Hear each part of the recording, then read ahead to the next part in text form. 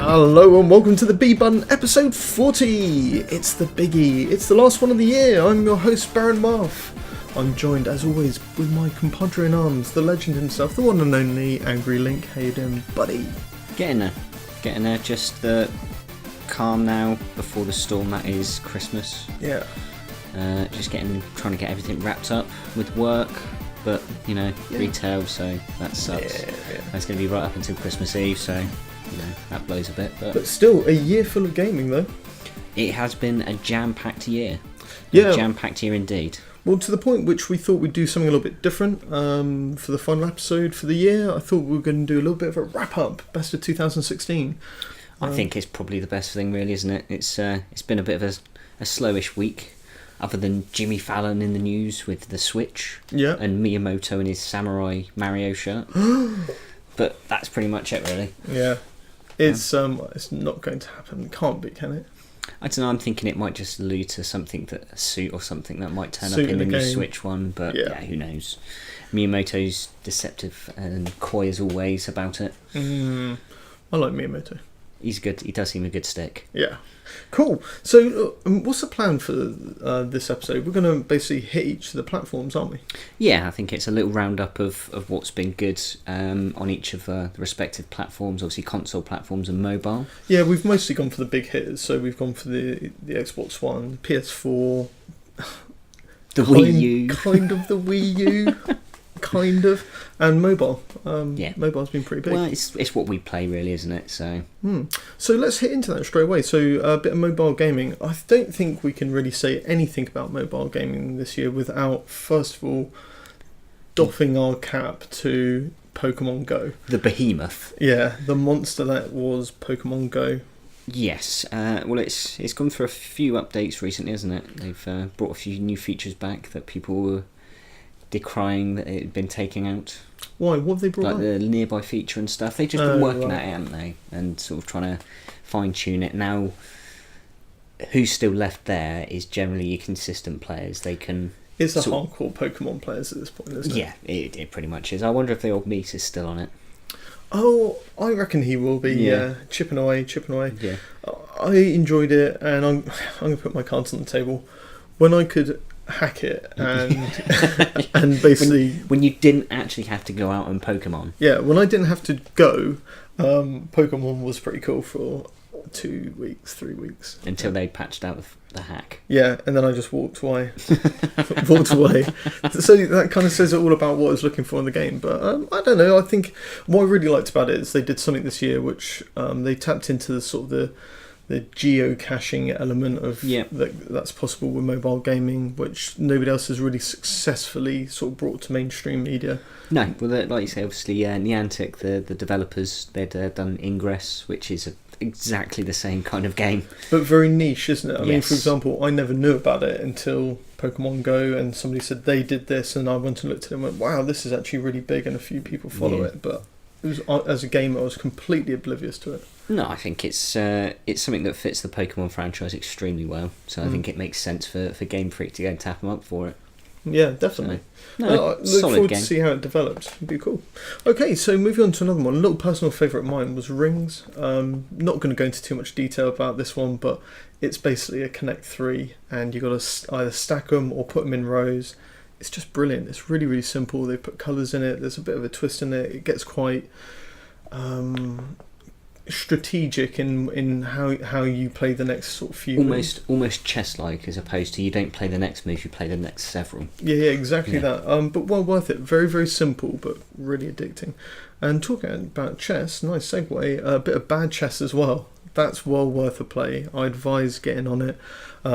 Really, really simple. You've got chess, and they put the different characters in there, different pieces. Yeah, so you get a lot more, or you could have, say, several Rooks, knights, for example, and trying to like storm your way across the board in sort of weird angles. Yeah, just really interesting way of getting you back into an older style game, but putting sort of a different twist on it. So yeah, it's basically just chess. So you're on your standard 64 square board. Yeah, all of that. But then the 16 pieces could be any pieces, not eight pawns, 2 rooks, that kind of stuff. Yeah, but you could have like 2 kings. Yeah.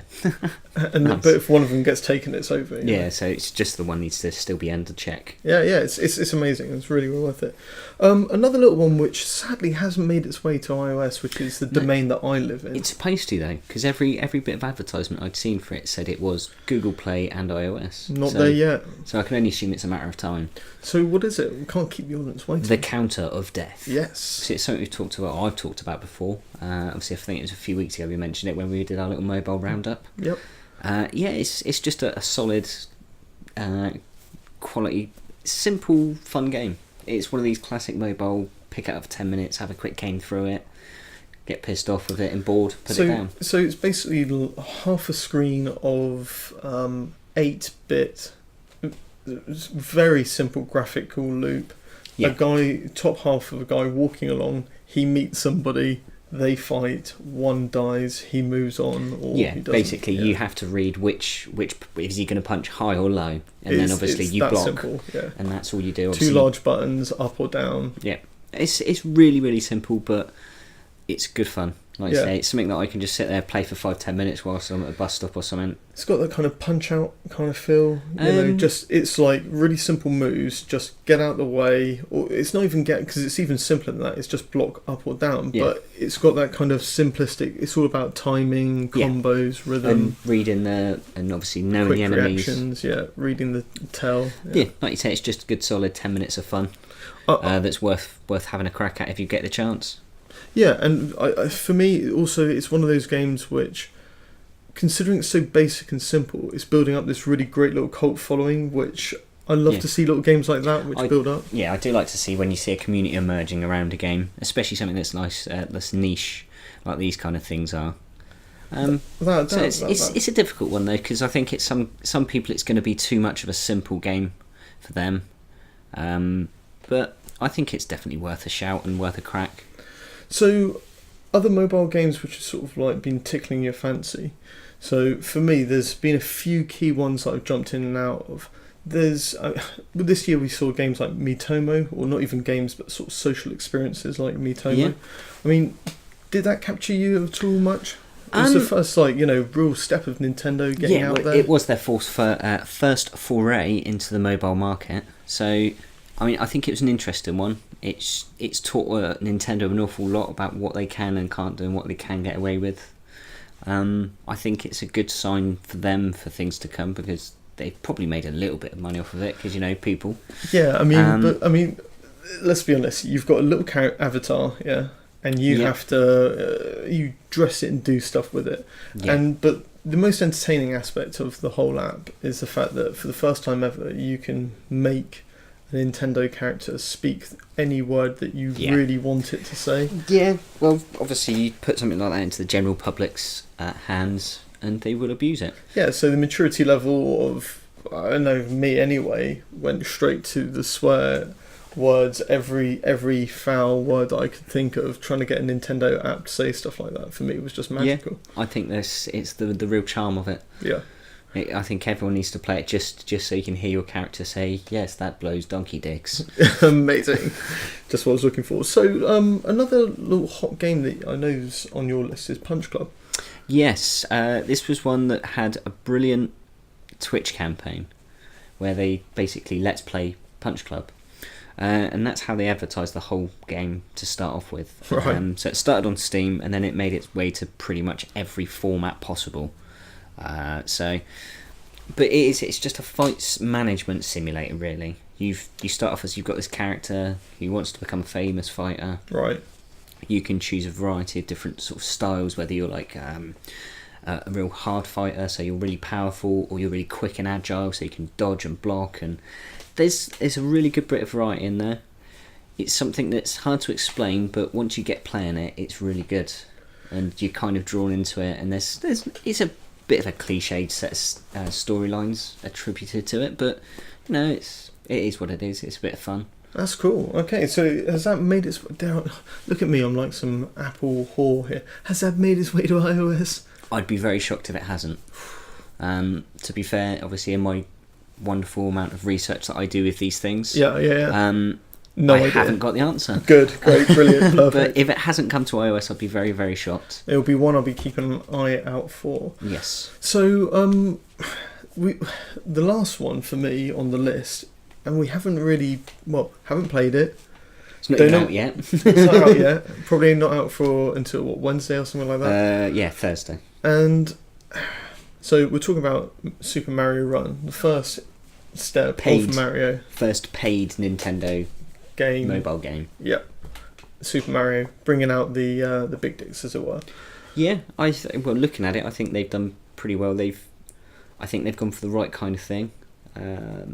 Simple basically one-handed game. Yeah. So I mean, all of the promotional plays that Nintendo have shown off have all been like, there's Miyamoto eating a banana whilst playing Super Mario Run, or eating a hamburger or something. I think it's just generally he's hungry guy. Waving at someone, yeah. Brilliant, yeah. But it does look solid. Having read some of the stuff about what the makeup of it is, I think they've done well with how they. It looked interesting when they showed the gameplay, didn't it? Yeah, because obviously it's just, you don't have to do any controls other than jump. And jumping at the right time, but it's got the classic Mario jump, so a quick tap and it's a short little hop, or if you do the long press, it will do the higher jump. Yeah, 3 to do the triple. Yeah. So there's obviously a lot going for it. There's the challenge mode, so you get I think it's like your 3 certain colour coins in each level. You've got to collect them. Then obviously they become different colour ones and they're harder to get, and then I think that does that a few times. There's different ways to get over stuff, and like you can hurdle stuff in different ways. So I think it's not going to be a grand set of mechanics as you'd find in, say, Super Mario Wii. But I think it will be a solid, and it will put a lot of the endless runners to shame. Yeah, I think it will as well, which is good because I've become really sick of those. But yeah, all in all, something to look forward to. I'm looking forward to it. I think it's. I don't know what the price is. I think it's around sort of £8-9, isn't it? I don't know. I know it's quite expensive, and it's on the premium side of it for mobile payments anyway. But then when you hear of people spending, like, I read a story about a guy who embezzled millions of dollars from the Californian State Department or whatever, and he spent $1 million on Game of War.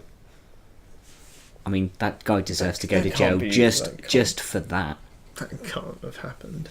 I don't know, you do see some utter mugs on those games that spend thousands and thousands of pounds. We digress. Yes, as always. Yeah, some consistent themes throughout the year, some digression. But game of the year then, come on, for mobile gaming, what was the one that really did it for you? I think the one that's really stuck with me was Alto's Adventure. I mean, I don't know if it released this year, but I found it this year, so as far as I'm concerned, that's what new counts. To me. Yeah.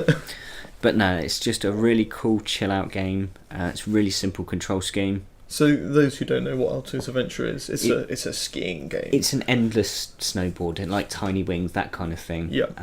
So it's all based on timing and rhythm. But it's just an endless snowboarding game. And catch those llamas. Yeah, well, that is you've kind of got to do it. I don't know, but I don't know what they do. Pass the llama. Yeah, something like that. Your herd of llamas release, and you just pass them, and that's you've just got to catch them. But, that's the basic premise. Yeah. Or your raison d'etre for going downhill really fast. But it's just a really good looking game.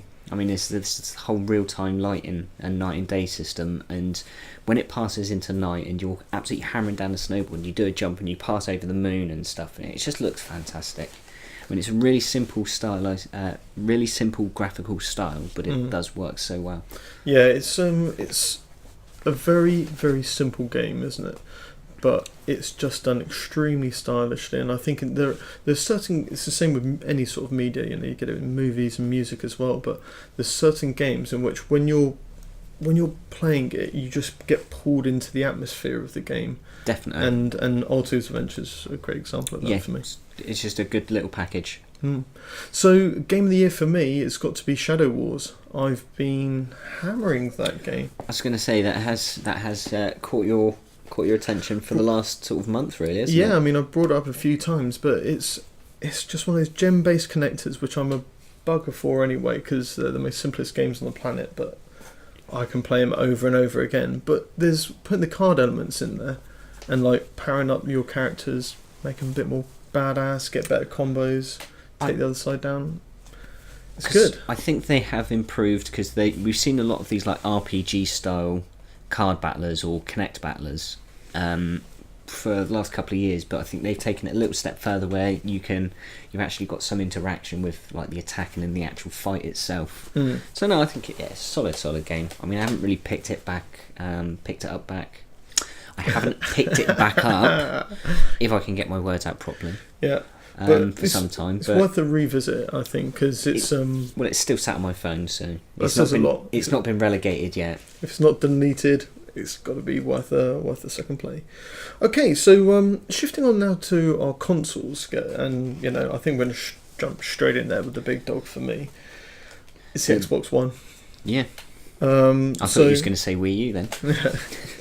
Do you want to get the Wii U out of the way? I think we probably should. Oh right, okay. Because it's a long one. Yeah.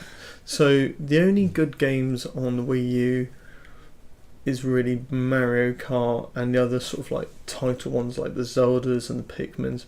We haven't really seen much of that this year. No. There was a Paper Mario, i.e. Paper Mario Color Splash, and that's great. But unfortunately, that's it. That's it. Yeah. That's it. So there we go. Play that game. If you're still playing on your Wii U, good for you. What are you doing? Yeah, good for you. Well done. I hope you've got Mario Kart. No. Well done. Yeah. Good for you. Good on you. Good on you. Right. So moving on to some real consoles. The Xbox One. So it's been a busy gaming year for sort of the main two protagonists of the console gaming world, hasn't it? Yeah, I think Xbox has been an especially busy year. Yep. Especially with the constant updates to the Xbox firmware. They've just been hammering it all year, and rightly so. Doing a really good job of it, I think. I would have to say, out of the two consoles, I do think the Xbox is a more complete console. Without a doubt. I think everything just works a bit better. It looks a bit better. Feels a bit better. Yeah. And everything about it just seems. It's more of a media machine, which again, this is what they wanted as they pitched it, yeah, and they did pitch it that way. So you can't fault them on that, and you can clearly see that the PlayStation is definitely a games machine first and foremost, and all of the apps and movie apps are just a side note. Yeah, they're just another app. Yeah. The only thing I will say about the difference is like whatever PlayStation did for their internet browsers, Xbox should copy. Because like the Edge is just awful. I've tried to watch videos through sites on the Edge, and it's just like I can get about 10 minutes in before it's just like seriously memory. Yeah. Come on, guys, I need some of this now. Just stop. Whereas the Sony does keep up a bit better. But yeah, I mean, I don't know.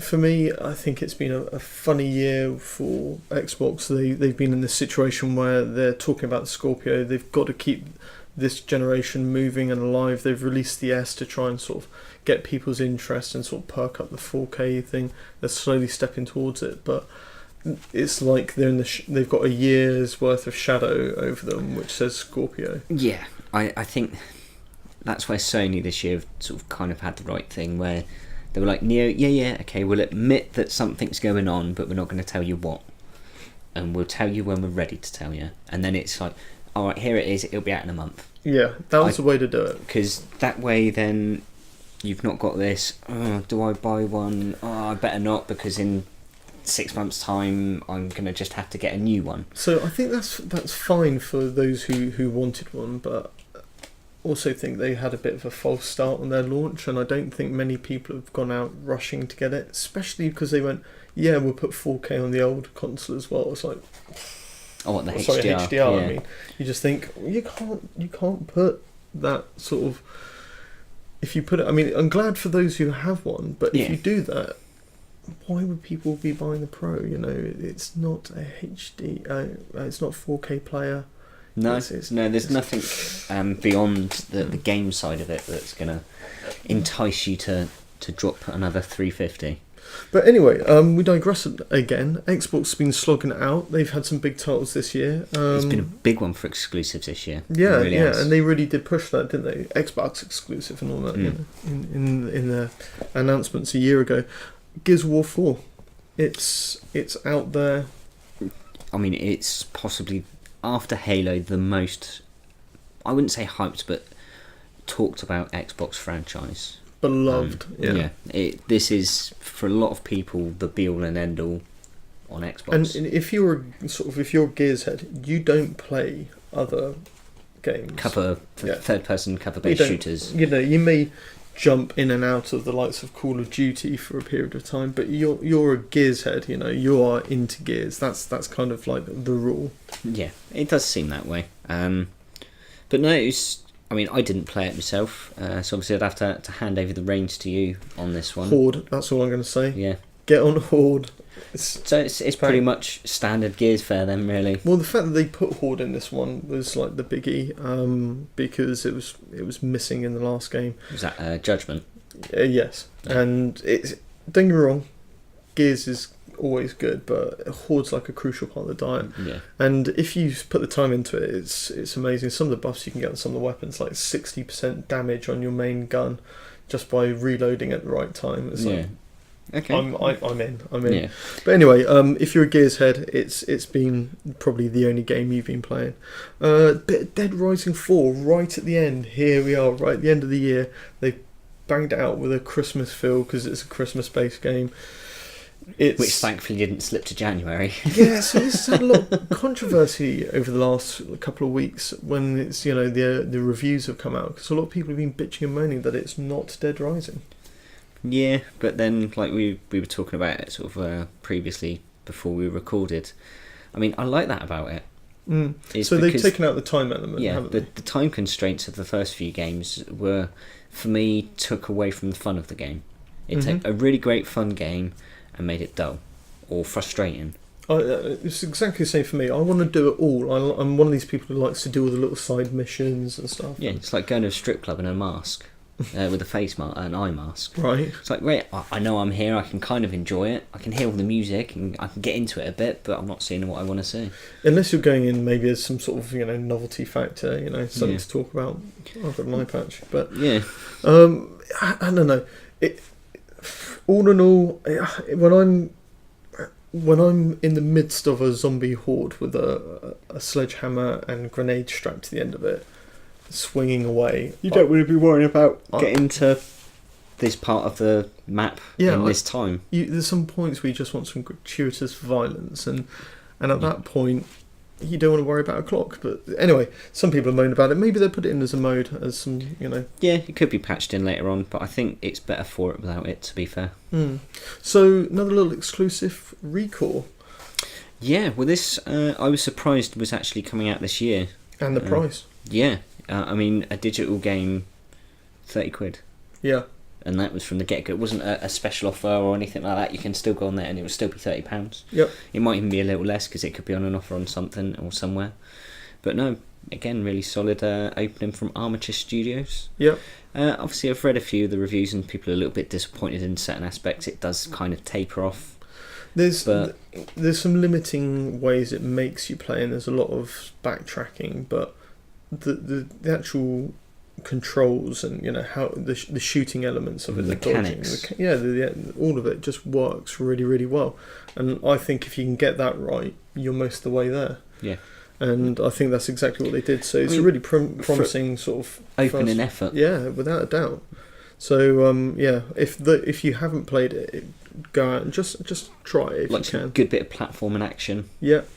I suppose you could call it a platform puzzler really as well. Yeah, it's all of that. Yeah. So it's got elements of each really. Yeah, really, really good. But good opening effort from Armature there. Now then, talking about somebody. Good opening efforts. Yeah. Halo 5. So when I first played Halo 5, I thought, this looks really impressive. I find the control system archaic now. They need to just get over the fact that you look down the barrel of a gun. Yeah. So it's still got the classic Halo where the only guns you can look down is ones with the scopes on. And that's clicking like the thumbstick or something. It's that's how little they expect you to do, Yeah. And anyway, that all aside, Halo's still a very solid game. Really well designed. The fact that you can play it through with a group of people, amazing. It's just a lot of content on that disc.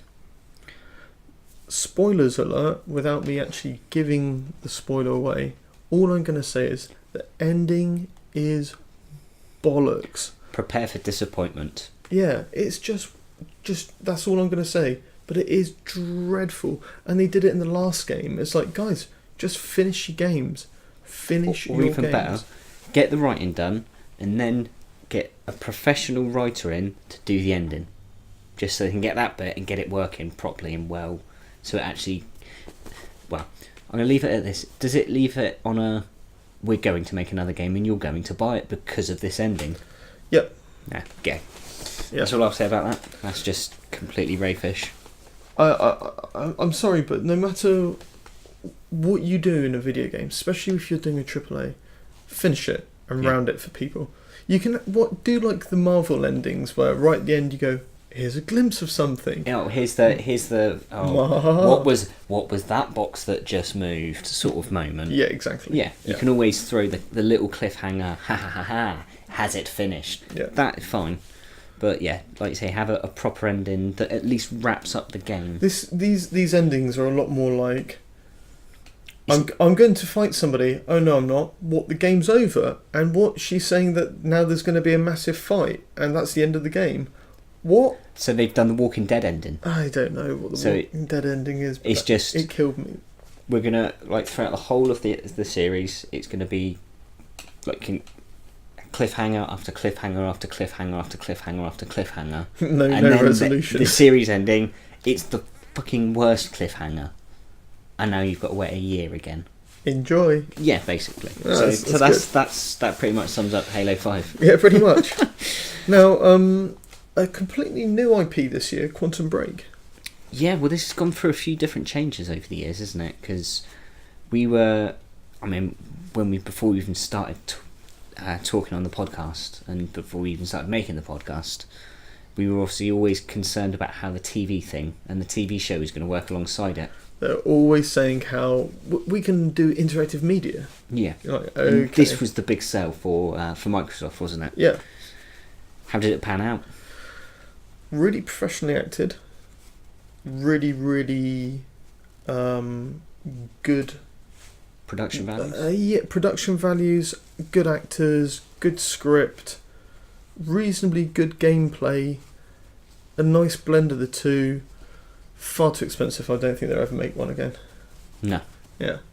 It was a really great... I mean, don't get me wrong, they'll make Quantum Break 2 and they'll continue, but what I'm saying is this way of making games doesn't look viable right now. No. That must have cost them an absolute fortune.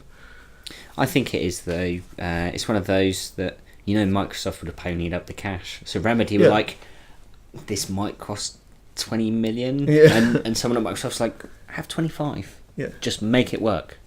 And there's Sam Lake there going, what are we going to do with this 5 million? We've pinned our name to this. Please make it work. Let's make a random, just little 5-10 minute or sort of 15-second, we're making a new game announcement video that's really stupid, and we'll say it costs 5 million. Yeah, let's do that. They honestly, seriously though, all joking aside, if you think they made a full game, and then they made probably half of a TV series on top, an episode per section. Sort of, yeah. It's a mammoth task that they've achieved. So, tip my hat to them, frankly. I think they did really, really well. Good on them. A little surprise this year, Titanfall 2. Didn't expect that to do well. I didn't expect it to get as well received, or to be as well received as it has been, because it has got an awful lot of kudos from people that they said, you've listened to what problems we had with the first one, you've then fixed those problems, well done, here's a 9 out of 10 or here's an 8 out of 10. Yeah. So it's been rated really, really highly, and everyone's really impressed with the single player element.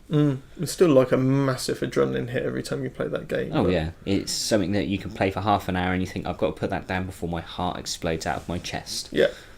But well worth a play, and it's one of those solid. It's like a Call of Duty, something like that. It's just a solid first person shooter, sometime in mechs.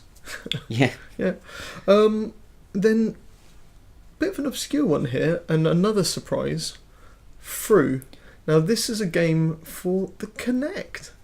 I was going to say, because I was surprised that obviously we'll talk about our sort of what have been our favourite game of said generation or console. I'm surprised that this didn't get into yours. Do you know what? It was borderline, but I had to go for something slightly more high caliber for my game of the year on the Xbox. But yeah, through. So basically, this is a platformer, but played with the Kinect. And if you imagine that if you do not stand in front of the Kinect, you have a background image, which will be maybe some platforms for you to jump from point to point, but not enough platforms in between to allow you to do the full journey. And then when you stand in front of the camera, the shadow that you make on the screen, which is a like for like with your silhouette, reveals what's behind or maybe in front of that, i.e. it puts a platform in the way. Another platform, or yeah, say exactly. if you've got a big circular saw going around, you can create a hole so you can hide in it and that kind of stuff. Yeah, so I've found myself effectively trying to make myself cover certain parts of the screen. It's basically gaming yoga. Exactly, and by me sort of standing there with one leg out and an arm up here and bending my neck to get that bit, and then holding a controller and trying to jump and move with one hand, it sounds very complicated, but you can't help but get addicted to it, and it's a solid little game. It's one of those, like the same thing that happened with the Wii. Everyone was like, "Oh, you look ridiculous. Would you like a go?" Yeah, go on then. Well, even more so, Guitar Hero. It's like a small plastic guitar. As soon as you get it in your hand, you're like, down, down, down, down. Fucking Jimmy Page. Hells yeah. So, yeah, through, well worth a look. And somebody who's made a game which is good for Kinect. Kudos. Unbelievable. Like something that's... Wait, you need the Kinect for this and it works? And it's not me just standing around, jumping around like a lunatic or dancing to the YMCA? Smooth. Yeah. So, come on then. Game of the year for the Xbox. Exclusive only. It has to be on Xbox. Xbox exclusive, Forza Horizon 3 for me. It's an unbelievably solid game.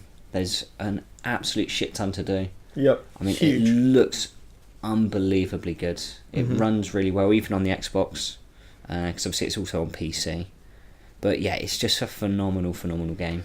I mean, I've always loved the Forza Horizon series because of its slightly arcadey but simulation sort of driving styles. So I was speaking with Panasonic the other day, and he said that effectively for him, Forza Horizon 3 is the best racing game he has ever played. Yeah. And for me, when somebody like him says that about a racing game, that's high praise. Well, it's got that wonderful thing that if you just want to go and cruise around, you can. But if you actually want to be seriously racing and all the time, you can. It's just got... I love that freedom that you're allowed. There's so many games that you play and there's... I wish I could just do this. Wish I could just turn off this road here and just go screaming across the desert and just end up where I end up and hitting stupid mad jumps. Forza Horizon 3, you want to do that? Off you go. Just make sure you've got a decent set of tyres. So if you've got an Xbox One, haven't bought any games this year, the game you're missing, Forza Horizon. Essential purchase. Definitely. Cool. For me, like I said, I had to go for something slightly more highbrow. I've gone for Kung Fu for Kinect. So another Kinect game? Yeah. So this isn't a good game. But what I would say is... Have a drink with some friends and get them to play it. I was captivated by this game. And it was mostly done on a recording that somebody had done and posted on the actual game hub on the Xbox. And it was of a fat bird in a white top trying to do punches to the left and right to hit these enemies. Because effectively what the game does is it takes your image from the Kinect and it cuts you into a comic book-esque scenario where you get attacked by enemies. And if you reach out to the left or right with either your feet or any limb, it's going to make like a punch in that direction. Yeah. So if there's any enemies there, you're going to hit them. A bit like One Finger Death Strike. Yeah. But yeah. Either way, but when you've got a fat bird who's like doing backflips around the screen, because as you lift your arms, it makes you sort of do a sort of somersault through the air. And she's like taking on these enemies. And it just had me in tears. And then obviously it later had me in beads of sweat because it's quite exhausting. But really good game. And a really bad game as well. But did it for me. So there we go. That's my Xbox One Game of the Year. Let's move on to a bit of the PS4 actually, because there's a lot actually. We started off saying first of all, we're not really sure But then when we had to nose through the archive, there's been a lot going on. Well, I think it's obviously you've had more opportunity to go through a lot more of these than I have. Obviously, only recently having acquired a PlayStation 4. And obviously a lot of these were some games from the PlayStation Plus, weren't they? Well, yeah, I mean, I'm just going to doff my cap very quickly to a few of them rather than go into too much detail. But ones such as Galaxy, a peculiar mix between asteroids and some sort of mech robot, missile launching, shield, sword swinging, grappling hook firing. Check it out on YouTube. Just crazy, but really well done. Love the art style. Love it, just really well done. Worth a look. Another little one which is just sort of came up free again on PlayStation Plus. Broforce. This game's got a great sense of humour. I was going to say, regardless of how it plays, I think it's worth playing just for the character names. Yeah, they are fantastic. Some of them, they're just so stupid in, like, let's just shoehorn bro into just any name. That's what they do, yeah. So even ones where you think you can't do it, like Neo is like Brio or something like that. You know, they refuse to let it go in every name. So but it's a good, solid little game as well. It's hardcore though. Yeah, real hardcore. Each character plays differently. So you know, like Neo will punch, where like Rambo's got some ridiculous. Or like, Rambro. Sorry. Anyway, you get the idea. Well worth a look. Enter the Gungeon. This is just some procedurally generated, just a brilliant little shooter again. This one's top down though, isn't it? Yeah, exactly that, yeah. It's just one of these things that for some reason you can't not play one more round. It seems to, when we was obviously trying it out, it's obviously a good few months ago now, but it seems to be very much like a modern take on Gauntlet. So you've got like your 4 characters, everyone's slightly different, you've all got different weapons, and it's just mental.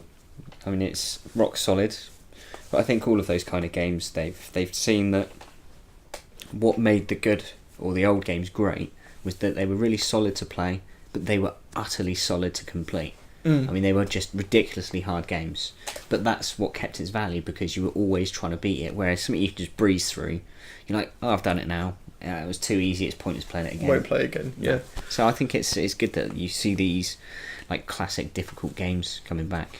Yeah, and I think there's also been a resurgence of just trying to go back to what people loved about the older games rather than just making an older style game. Yeah. Mercenary Kings being another one. So this is just a side-scrolling shoot 'em up 2D, but it's just really solid, really well done, leveling up, making your weapons better. Good art style, bit of humour. Yeah, all of that. So nice. just well worth another little look. Ronin as well. Had a bit of that. Yes. This is tail end of this year. This was another Devolver. Yeah. Devolver's just so they've hot. just seen so many games just pop out of that that publishing house that are solid. But yeah, it was really surprising because it's a sort of a mix between real time and turn-based. Yeah. It's a strange proposition, but essentially you are a Ronin, i.e. a samurai without a master. And you'll just go around trying to basically defeat an evil organisation, sort of one building at a time. One man and one sword swipe at a time. Yeah. It's something that it's difficult to explain well. It's a 2D side-scrolling platformer, which when you go into line of sight of an enemy turns into turn-based movement. Yeah, and just that experience in its own says to me, go try it. You know? It's really good because you get to see what's going to pan out, so you can plan. And I mean, it doesn't always work out. No. Very rarely does it work out. But when it does, you're an utter badass. You're just there flying around, swiping the shit out of everyone and chopping heads off and taking names, jumping over bullets. And, it is brilliant. I mean, I've yet to go back to it because No Man's Sky, of course, and Pro Evo, of course. But it's definitely one that I'm going to have to check back through. So, from the same house, then, I'm going to go on to Mother Russia Bleeds. Yeah, well, this was something that was from last year's E3, wasn't it? not this year's, but the year before's. It's a bit unfair for me to put this under the PlayStation because it's actually originally released as a Steam title. Yeah. But it's a PlayStation console timed exclusive, proper exclusive. Who knows? Who knows? Not sure. But this game is just what I was looking for. It's, I don't know, it seems to be like the love child of like some dystopian comic and Final Fight. Something like Night Watch meets Final Fight. Meets, yeah, I don't know. It's really brutal though. Yeah. Oh yeah. It's if Final Fight was a Saturday morning cartoon, this would be. You can't put this on live TV. Link, there was a point where I was straddling a pig and punching it in its face. For me, that kind of says it all. That game is essential. If you ever like Streets of Rage, Final Fight, anything like that, Double Dragon, whatever it is, if you just and you've grown up now and you can look at people's heads getting punched in, then yeah, go get that game. It's an essential purchase. It's an essential buy. Talking about punching, Street Fighter 5. Now here's a game of controversy. There's a gut punch. Have you ever had one? How well is it done? Well, the netcode not very well. Should it have been exclusive? No. Hell no. God no. Big mistake. The problem is if you're going to make it exclusive, you've got to make it unbelievably good. I.e. a reason that I've got to go out and buy a PlayStation.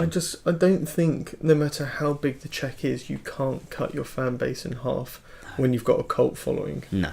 That's exactly what they did. Not when, like literally every other Street Fighter under the sun's released on every console. And then you go, we don't like money that much. So we thought we'd just stick to the one console. It does somewhat smack of how much did they pay you? Yeah, and the other thing is what they released wasn't quite a game, and the storyline mode was crap. I don't think it is still though, is it? Sort of 7 months after they released it, they're really struggling. I mean, sold out. Sold out. I think it was always going to be a difficult one because of the way that they were trying to monetize it with the season pass and the buying of the characters and the bloody in-app purchases. Do you know what season pass was like? Here's 5 characters. Not sure if you've heard of anyone. One of them's Guile. It's like, yeah, that's a main character of the game that you're trying to should be in the game itself. That I just paid full price for. Yeah. I don't know. I think it's one of those that there's some men in suits in a boardroom that have made decisions that the people on the floor that are actually making the game are going head in hands. Why do you hate us? Guys, why do you hate us? I got a new idea. Why don't we charge them to punch? Yeah, great. So it just DLC kicking. It just seems like you say half a game. You stink. Yeah, it's very disappointing. So one of the particular games that I was surprised to see released this year, I couldn't actually see it happening. I don't think anyone did. I don't know. I don't think anybody thought it was going to actually ever see the light of day. Full stop. The Last Guardian. No. And it's out, and it's actually out as we speak. You can go and get a copy and put it in your PlayStation and play it for reals, y'all. So, Link, you've got this religious thing that you say, where you say, if you're going to make a game, better to hold it back a bit and make a good game than release it and it basically stink forever. Yeah. That's kind of the crux of it. I didn't quite say it as eloquently as you do, but that for me is a pretty important thing to follow, pretty good mantra to follow. And then we look at The Last Guardian, right? So The Last Guardian has been delayed and delayed and delayed. The people who've been looking for this are the people who played games such as Ico or... well, obviously, because it's Ueda-san. So, Shadow of the Colossus and Team Ico. Yeah. They're looking for a certain experience, right? And they've waited for it for years, and what's happened is it's just got knocked back and not happened. There's been whisperings and murmurs and hopes and dreams and artwork and drops and things dropping off and funding and then retractions and blah blah blah and going on and on and on and on, right? To the point where Sony really couldn't ignore it anymore because the drum just got louder and louder and louder until eventually it's like, when are you going to make this game? And they've now made the game. It's out. And the reviews of it have been mediocre at best. Yeah. I think though that EK's games have always kind of done that though, because they're not really for everyone. It's a very 7.9, but they're very obviously lonely experiences, and it's not something that you can sort of sit around like something like say Resident Evil. You can sit around with a group of people and all play it. Yeah. Whereas that is very much a solitary. You're on your own. It's your journey and your emotional ties between, and it is the interaction between the player and the game. So I think it's one of those difficult things, and the fact that it has taken so goddamn long to come out hasn't helped it in the slightest. It's been a bit of a joke, really. Yeah. But it was still better than Duke Nukem Forever. But yeah. Well, but that's not difficult. True, very true. I just think with this one, when I saw some of the gameplay footage of people just wanting to complete a level and not being able to because the AI won't do what they wanted to, and there's some really clever stuff in there. It just seems like they never finished it, they never got it right, and eventually they've just released it, and I think it's a shame. I hope those who've been waiting for that style of game will get out of it what they want, because I think for the rest of us who are ready to start to fall in love with this world, are a bit sort of trepidatious of sort of getting too I think it involved. is very much, you just have to kind of take the plunge with that and see where, like you say, see where the chips lie. Because it's going to be one of those games that either just catches you perfectly and it's amazing, or it's just going to be horrendously dull. Yeah. And you're like, what is the big fuss? I don't get this. It's just a bird, cat, dog thing. Yeah. That gets in the way and is an annoying little bastard. So yeah, I think it's going to be very much a polarising opinion on that one. Like I was just saying before, it's complete Marmite. Either you're going to love it or hate it. So one of the ones which I was really excited to see, and it got a little bit of a delay, but it did come out for me. It's something. The games, when I played them, I thought they were brilliant, and the fact that they've been repackaged now into one experience, so I can sit there and play them through. The Uncharted Nathan Drake collection. So Uncharted 1, 2 and 3. Brilliant. Well, I think they've always been just brilliant games, haven't they? But the remasters have been done with respect, but they've actually added, like you say, they've changed all of the models. It's not just a case of we reskin it all so it looks nice in 1080 and out we go. They've actually rebuilt and remade some of the models, haven't they? Yeah, and it just oozes quality. Oozes Naughty Dog. Yeah. So if you've never played them, just please. When I first looked at, the only thing I'll say is when I first looked at Uncharted, when I first owned a PlayStation 3, I looked at some of the reviews and I looked at everybody going, "This game's amazing, play it." But I looked at it and I thought, you know what? It looks a bit cheapy, a bit grungy, looks a bit basic. Is it one of these like some small studios had a go at making a game and they've done something which isn't too bad, and everyone's just bigging them up for doing something which isn't too bad, but it's a bit. Now they're always forever punching above their weight. Yeah. No, it wasn't that at all. It was one of the most developed, well written, considered pieces of gaming media that I'd ever played, and I was gobsmacked that I could have passed it up. Yeah. I think that Naughty Dog have gone on from strength to strength really with it, haven't they? Since they've kind of dropped Jak and Daxter and Crash Bandicoot and moved away from those. I mean, you look at their output and it's been phenomenal ever since. Really good. Yeah, you've got, like you say, Uncharted 1, 2 and 3, which were fantastic. The Last of Us, which is unbelievable in its storytelling and how it tells a story within a game. And obviously Uncharted 4 is just mind-blowing. And then the next two that we've got coming up, obviously The Last of Us 2. Part 2, and the Lost Legacy chapter of Uncharted 4. Which looks phenomenal. Yeah, all looks very impressive. Naughty Dog, it's been their year, it will continue to be their years. They just know what they're doing. Yeah, I think it's a case of Sony just go, okay, just let me know how much you need and we'll get it and we'll make sure you get it. Because I think that's pretty much their only studio that you can guarantee it'll print them money. Final random game and it wasn't from this year at all, but it might have been re-released. I don't think it was this year, but Journey.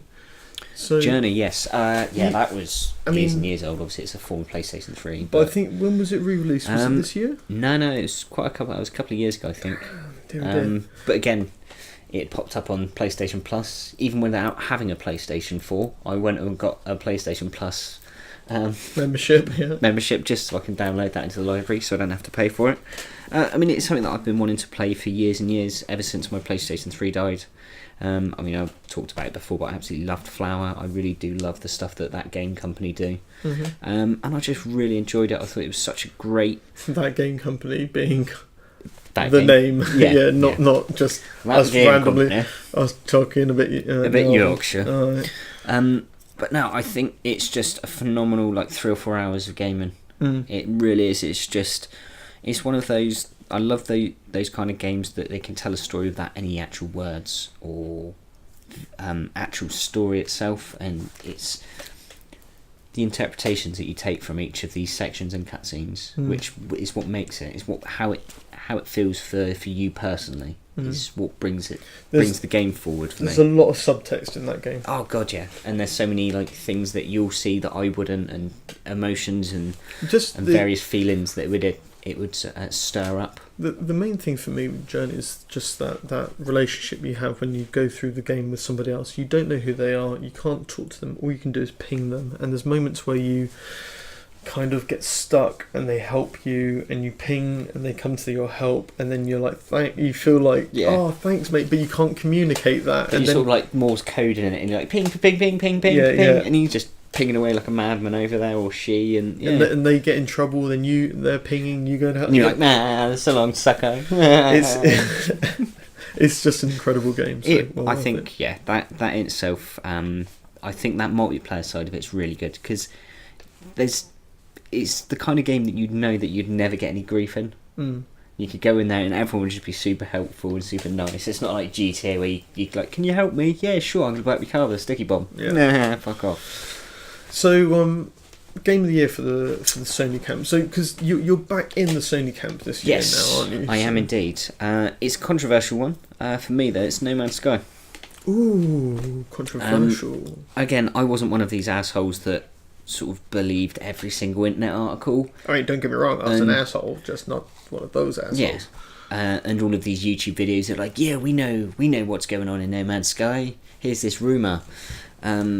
And obviously all the hype that was dragged up about it. I mean, we talked about it previously before it was out, and you're like, you excited for it? And I was like, nah, not really. It's just one of those. When it's out, I'll see what it's about, and if it's any good, and that's how I go about it. So I was disappointed for them for the amount of hype that it received, and then obviously when it didn't live up to said hype, the amount of shit that they got for it. There was a bow wave of shit. It was awful. I mean, it's the kind of thing that I would personally, well, fuck you fuckers then, I'll switch it off. Don't fucking play it then. Well, servers are gone. Fuck off. Yeah, I don't care. No, if you want to be a dick about it, fine. Go and sit in the corner and do nothing. But obviously... Luckily, they're not. They're not like that.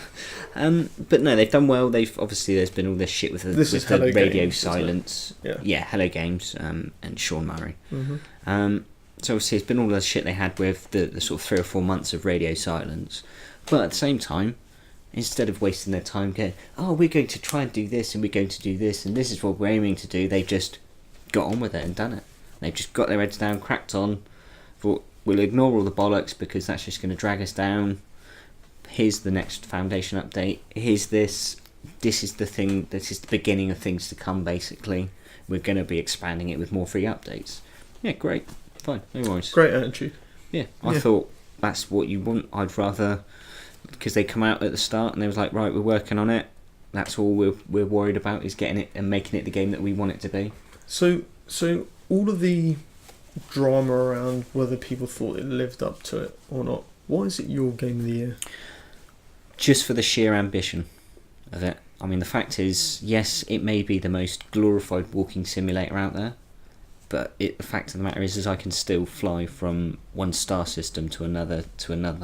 I can travel entire galaxies and in a game that's not even 6 gigabytes. Yeah. I mean, you've got something like Star Citizen, which is going to take up an entire terabyte on your hard drive eventually when it actually releases in the 15 years or something that it will take. Bloatware. Whammy. And yeah, if you want that kind of game, fine, go off and find something like that. But don't hammer these 12 people that have fucking worked their asses off for fucking 4 years, constantly doing an enormous amount of hours a week to try and get this game out, and then just absolutely fucking butcher them over it. It's just like, go on, okay, you go out and do it. I think Hello Games did a fantastic job with that game. I think the fact that it isn't what everybody else hoped it to be is a shame, because you want people to have what they want, and equally you want people to achieve what other people want. But the crux of it is that it isn't that. It's what they were trying to make, what Hello Games were trying to make, and to deliver what they have, they've done very, very well. The fact that it's evolving and growing, I'm looking forward to being along for the ride. I think it's going to be really, really good. I think, like say, this time next year we'll be looking at it and saying, now this is the game we were hoping for. Yeah. But I'm happy in this age nowadays. It's different if it was 10 years ago, that once the game's released, that's it. That's now changing no more. Whereas now you can completely basically rewrite a whole game and release a patch. And sell it back to you again. Yeah. Cool. Well, look, for my game for the year, it's got to be slightly less controversial, hopefully. Well, it's it's such a cliche game for this, but I've got to. It's Uncharted 4: A Thief's End. It's just unbelievable. I could prattle on about it for ages. I won't. All I'll say is that the magnitude and the detail and the writing, the acting, the action scenes, the gameplay controls, everything is the vistas, the colours, everything is completely bespoke. It's incredible. I thought you said you weren't going to prattle on. No, I've tried to summarise all I can say about that game in just a selection of words, and it is phenomenal. So you would say it's not just more of the same, it's more of everything. Yeah, 100%. So I'm loath to want the whole the normal sequel thing, which is everything but bigger and better. But I think it really does work well with that. It's to be able to start at the beginning of a level in one scenario, and by the end of it being maybe back in the same situation, but having been in a car, jumped from that car to land into other people's vehicles, hand to hand fight them, then to be like using a grappling hook to pull yourself up a muddy mountain or drive down a river, go through a city, get chased by a tank, hang off the side of a train with a grappling rope, all these things in one level. It's just like, how on earth did they do that? Yeah, it's incredible. It's what happens when you build a solid game engine, a game world that you can actually truly use the pieces in it in the way you want it, rather than building sets which you have interactive pieces in. Yeah. And it's obviously cost them a lot of time, a lot of money, and it's worth every penny. Yeah. Prattling done. Yes. Right, so moving on to multi-platform releases. So it's quite a big list here. This is basically the catch-all cup, isn't it? Yeah. Like you say, it's multi-platform, so it's released on both console platforms. Yep. Well, I say both. Should be all three, but none of it ever went to the Wii. We'll move through these swiftly, but Battlefield 1. One thing I was amazed at is they've actually got the story right. The single player was phenomenal. I love that whole sort of chapter and episodes. So it wasn't this, you've got to follow this random guy and why he's getting sent from Europe into North Africa and then all of a sudden to Russia. And it's, I've got this secret thing that generals needs, that high command needs. It's not some bollocks story like they've done in previous ones, thankfully. Yeah. No, main storyline done really well. They harken back to some older style gameplay, World War One.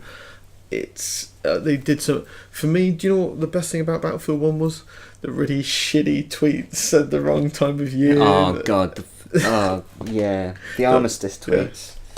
Go back to our previous episode to enjoy. It's one of those. I think in years to come, when social media is actually like a proper marketing tool, and it is when considered when you go for a marketing degree or whatever. It is. It will be. It will be highlighted as this is how not to do it. Yeah. This is why we do a little bit of research. Yeah.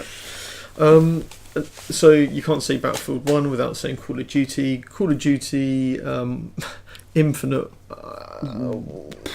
Infinite. Why have I paid for this game when all I wanted was Modern Warfare Remastered? I think I can summarise everything I need to about the new Call of Duty by saying, why did everybody just want the old Call of Duty? Yeah. There we go. Out of nowhere, and one that I said, I'll eat my fucking cap. Well, there's probably one of the games where I said, I'll eat my cap if this game's new. Mafia 3, really good game. Yeah. Really good game. You would have thought after the Mad Max debacle, you would have learnt your lesson. Never. No.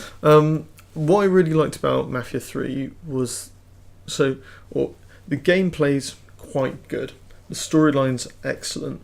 The storyline's good, but what it touches on and all the racism and those sort of pieces. The racism, excellent. I love that racism. No, generally, I really actually love the fact they've got some really harsh racism in there. And right at the beginning of the game, they said, we are depicting this character in this era, and this is the crap that they had to put up with. I was going to say, this shit happened to people for real. We don't agree with it, we find it abhorrent and all this sort of stuff, but we had to put it in to make it true to reflective. Historically reflective. Yeah. And you play the game and people talk about you as if you're not even that, and you're like, that must have been dreadful, but I just love that. And I can't go up and hit him with a baseball bat. Yet. Yeah. Eventually I'll bounce their head off of a burner or something. A Lincoln Continental. Yeah, exactly. But I just love the fact that they've had the balls to actually say, do you know what, racism did happen back then, and this is what it's like, and to put it in there. I think they have. I can't remember which 2K studio. I think it's one of the Czech ones, or Hangar 18. That's who it's did it. They've sort of said all along that it's something that you can't not have that there, because it would be disrespectful to the people that have had to endure it.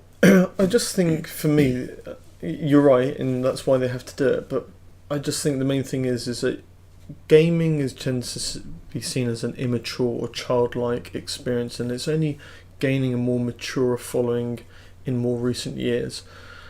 And this is committing to doing a more mature experience. Yeah. Because gore doesn't make for a mature game. There's gore in loads of games that young people play, but something which can talk about the dynamic between human beings back then to where they are now.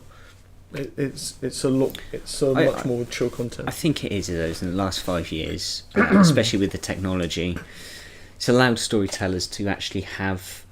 And I think audiences themselves are more open to have these stories told to them. Yeah. Because, like you say, 10 years ago, you couldn't even imagine, like, if there was some a game with the KKK in it, it would be some random internet game, and it would be about hitting black people. Whereas now, obviously, you've got a game with a KK in it, and generally you're going around hitting KKK people. Yeah. So it's obviously, we flipped the script a bit, but get on board. Yeah. Well, what goes around comes around. But no, it's good that we're seeing more mature themes and storylines. Yeah, without a doubt. So, Final Fantasy 15. God, we're talking about games like that took years to come out. Yeah. This one's gone through 3 different name changes as well, hasn't it? Yeah, I think it has. Yeah. And this is one for both fans and new time players. Yeah, again, it's been received very, very well. It's, from what I've read of it, it's like the ultimate bromance game. Yeah, like it's the super best friends club. Put it this way, the only thing I'll say, I haven't played a great deal of it, but there's a lot of just people going around batting people to death with large swords and slapping each other on the bum in the process, going, great work, nice one.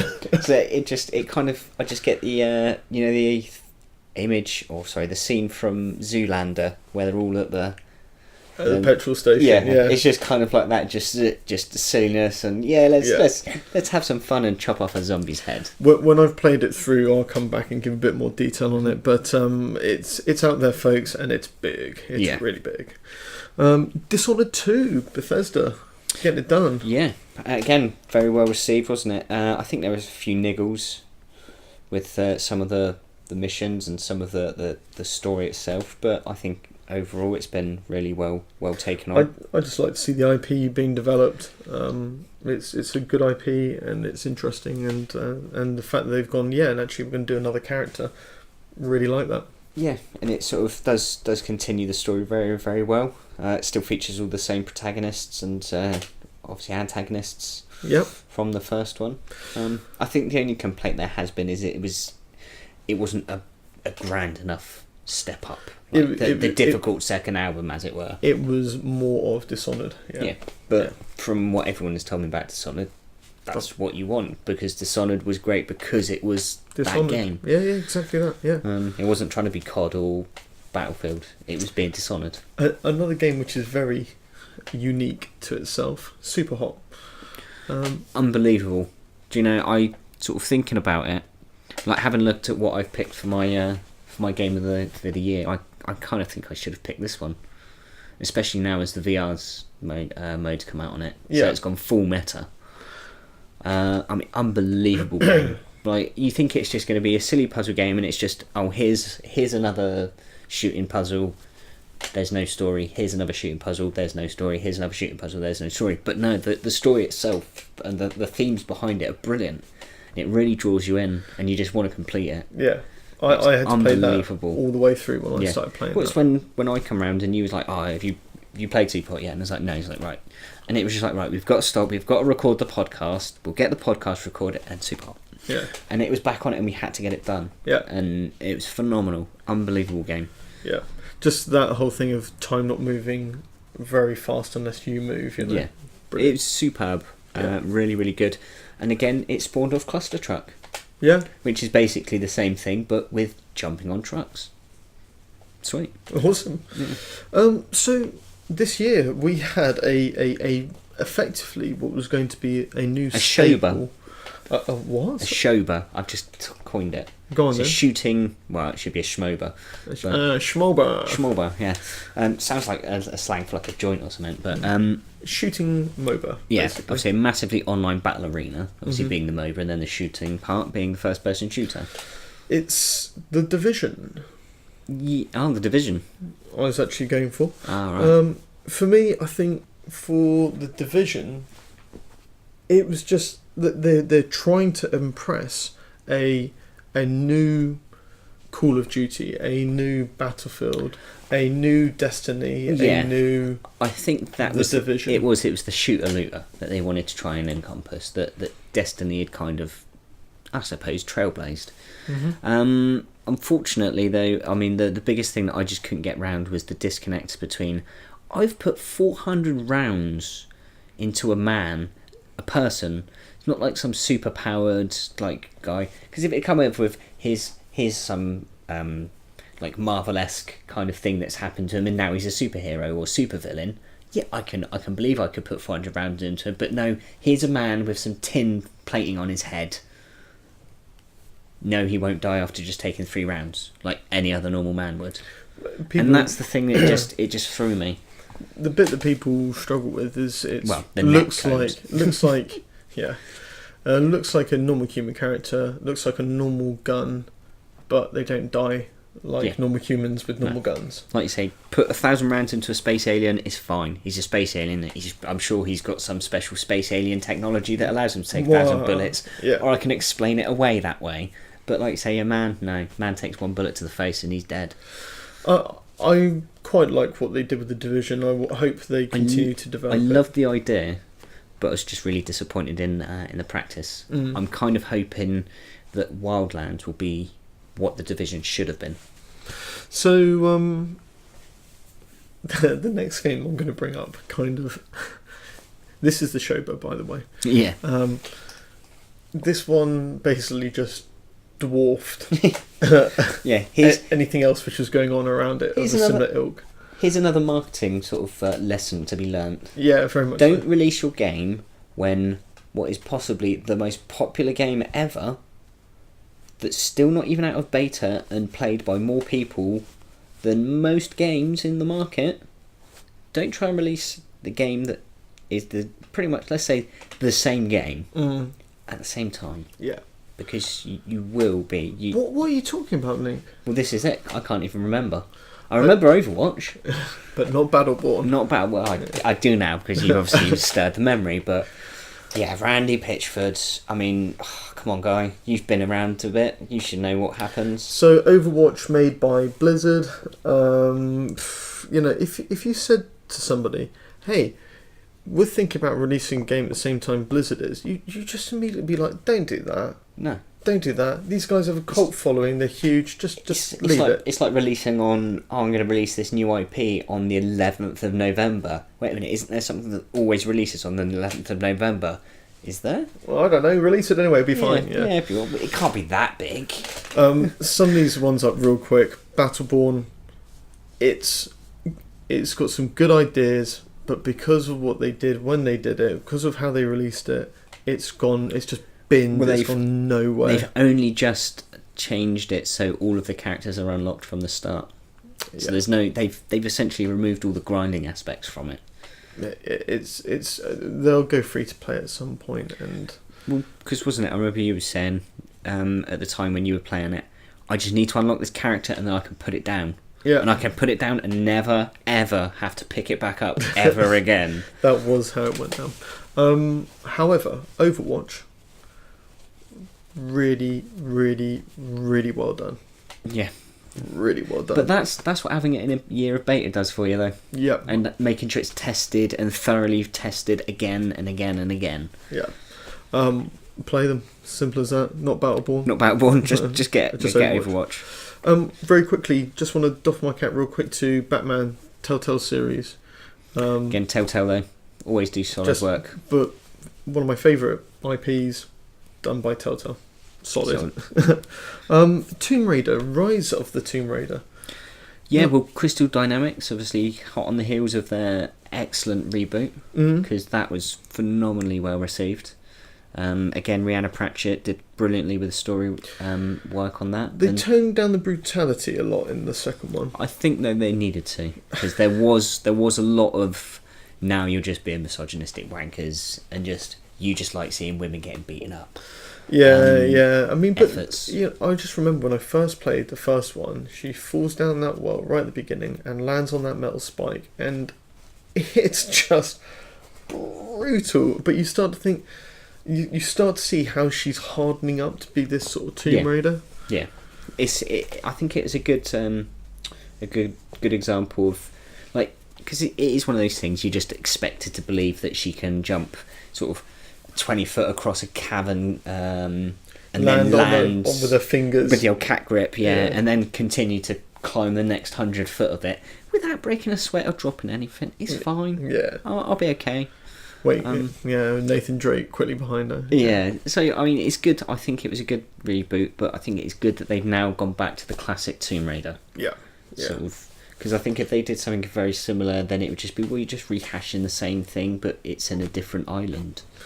Yeah. So it's good that they've gone back to it. Like you say, Return of the Tomb Raiders perfectly sums up what the game's about. Far Cry Primal. This for me was a real surprise. So I've had all the Far Cries previously. Because didn't it just sort of like, they were like, oh yeah, we're making another Far Cry, and then like a week later it's like, oh yeah, it's coming out in a month. A little bit like that. Yeah, they were pretty quick off the bat. They kind of followed the Fallout 4. It's like, well, let's wait till it's pretty much finished and we're polishing it, and then we can talk about it, and it looks really good, and then people can't say it looks really shit. Yeah, I mean, the same vein as Battlefield. They went back to an older style of really old, like 10,000 BC styling, and it just works. So worth a play. Summing up on a few little ones real quick. Just these two are very similar. Fury and Hyperlight Drifter. Rock solid. Just amazing games, well worth download, well worth a play. Have a look at them. Proper old school kind of games. Obviously, Fury's just a boss battler, isn't it? Yeah. That's all it is bosses all the way through, and Hyperlight Drifter's like a proper hardcore Zelda. Zelda. Yeah, that's a perfect explanation. It is a hardcore Zelda, that game. Then just one little acknowledgement here to a very simple, small little game Inside. A visual feast. Just its artwork in gameplay. You should just experience it for that alone. Obviously, just a bit of background. Inside's the follow-up to Playdead's Limbo. Obviously, it's not a follow-on. No, it's there's the next game that they've made afterwards. But just beautiful, solid game, and that is obviously it's available PlayStation 4 and Xbox One now, and Steam and GOG and probably many other areas on the internet. All I'd say with it is at any point during the game you can just get rid of everything and just take an image of the screen, and every one of them you could use as your you could frame it and put it on your wall. It's without a doubt. Unbelievably good looking game. And so game of the years then for multi-platform. Well, you was a bit sort of, are you sure you should be able to pick this? But for me, it's GTA Online. Because, yes, it's 3 years old. Yes, we obviously had the 3rd anniversary this year. But it's still performing for me. I mean, there's not been any game that I've played this year as much as GTA Online. So for that alone. The online content keeps coming. It's the Phoenix game. It's going to be around until Red Dead starts stepping up. If they hadn't have started upping their game with the downloads, I would have faded it. It would have faded a long time ago. But the fact is, they're actually bringing real big, meaty chunks of new gameplay, free content out, and free content, which any company is amazing nowadays. Yeah. But they've been really, really solid additions. It's not just crappy cars and map packs. It's not a classic Activision swindle. Yeah. I must admit, GTA for me is like just the most valuable game that I own. Yeah, I don't mean just for the amount of money I spent on it. It's the best. It's the one that's definitely holds the most value. Yes. It is the best 50 quid you can spend. Yes. Bar none. And it's the only game that I would say, even if it is 55 quid, still go and buy it. Just buy it, yeah. For me, it's on the multi-platform release. This is a really obscure one, but it's only because I never really got into the other ones. Then I started playing this one, and then I've really got soaked up in it. And you realise how fucking batshit fun it is. Yeah, Just Cause 3. I currently hold the world's highest climb in that game, from ground level to the tallest mountain, just using a parachute and a zip line to keep clambering my way up to the top. I hold the highest height. I'm number one on a game which is worldwide. In the world. End of story. Even if it's only 5 people that play it, it's still worldwide. This game could be bollocks and I'd still be like, this is the best game of the year. So yeah, really, really happy with that. Right, so last couple of questions. So this is on to our biggest disappointment of the year. Do you know what, Link? I'm not surprised you're going this way. I guess it's Destiny. Well, yeah, it was going to be a very contentious one again, because I was also going to pick No Man's Sky at first, and then I thought, no, Rise of Iron. Yep.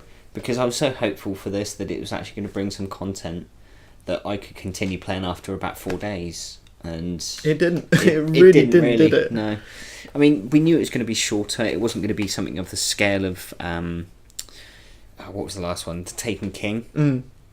But still, for me, it was just a bit lackluster. Yeah. Like I had loads of people saying, "Oh yeah, this one was so much better than the Taken King," and I was like, "Are you fucking mad?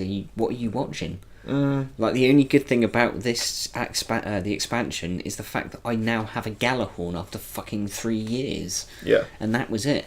I like some of the things they added to it with the guidebook, and obviously you can track stuff. Yeah, that was great, but I think I'm just lost with Destiny now. You just need to clear that slate. Basically, I just wait for Destiny 2 and hope that it's kind of a bit more like Borderlands.